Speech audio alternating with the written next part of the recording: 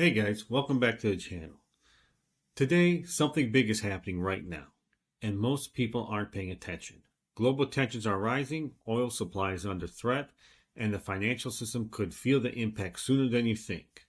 In this video, we're breaking down what's happening today and why it matters for your money, your investments, and your future. Stay tuned. Right now, the most important story in the world is unfolding in the Middle East. Tensions involving Iran, the United States, and regional players are escalating, particularly around the Straits of Hormuz, one of the most critical oil shipping routes on Earth. A significant portion of the world's oil flow through this narrow passage. If that supply is disrupted, oil prices could spike dramatically, and when oil spikes, everything else follows. Gas prices go up, shipping costs increase, inflation rises again. This is how global economic shocks begin. We're already in a fragile economic environment. Interest rates are still elevated, debt levels, both government and consumers, are near record highs. To understand where things are going, you also have to look at policy decisions coming out of Washington. Right now, the administration is balancing multiple priorities at the same time. First, foreign policy. The U.S. continues to maintain a strong military presence in key regions, especially around critical trade routes like the Straits of Hormuz. The goal here is stability, keeping global shipping lanes open and preventing disruptions to energy supplies. Second is economic policy.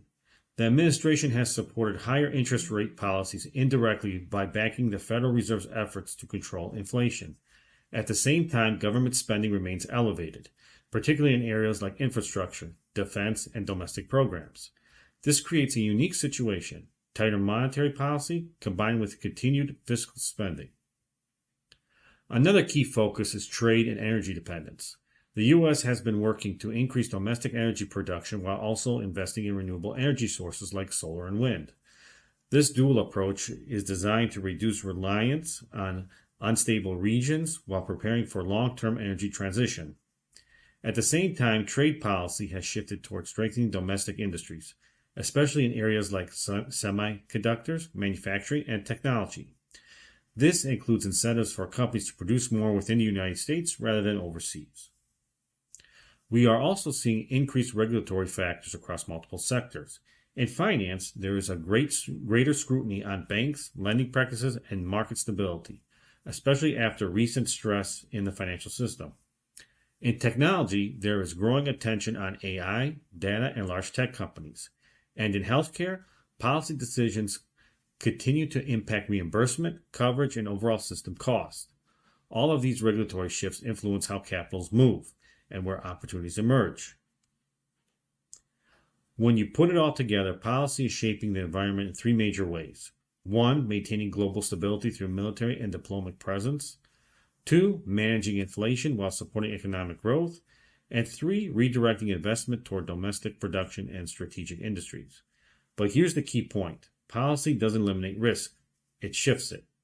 And understanding where that risk is moving is where real opportunity comes from. Now add a potential energy shock on top of that, and you get volatility in the stock market, real estate, business lending.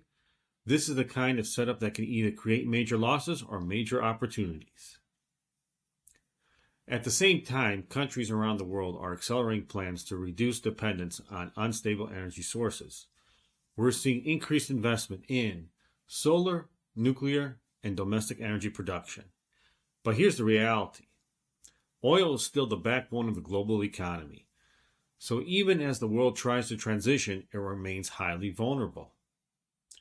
Beyond energy, global security concerns are rising. Several countries are increasing military readiness. Terror threat levels in parts of Europe have been raised, and ongoing conflicts continue to create uncertainty. When global risks increase, markets tend to react quickly. At the same time, we're seeing a shift in how money is being stored and moved. Gold is gaining attention again as a safe haven asset. Crypto continues to attract institutional interest, and governments are exploring digital currencies.